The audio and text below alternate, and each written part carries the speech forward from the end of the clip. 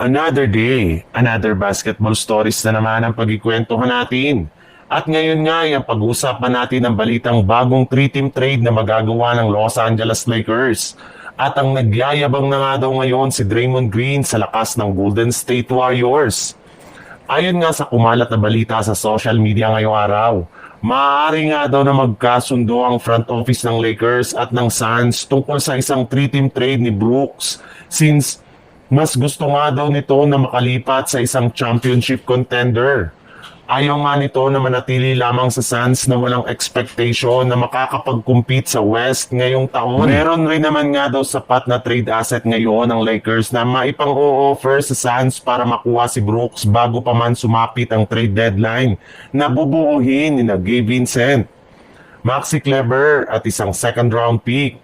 Kapag nakuha nga nila ito ay magkakaroon sila ng legit na two-way player na dependable sa depensa at kayang gumawa ng malaking punto sa kanilang mga laro.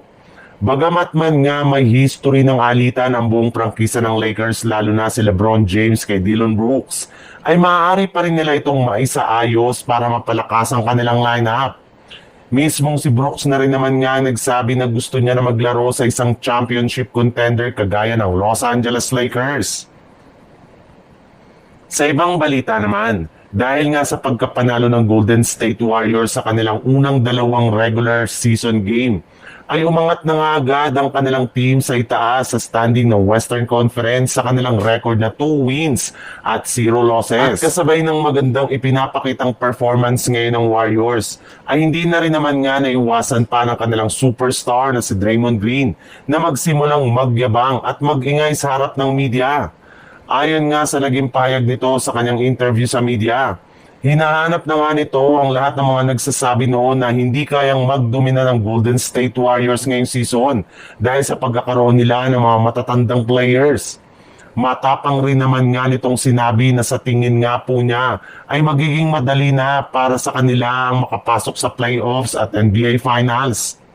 Kailangan na lamang nga daw po na manatiling healthy ang pangangatawan ng lahat ng kanilang mga players.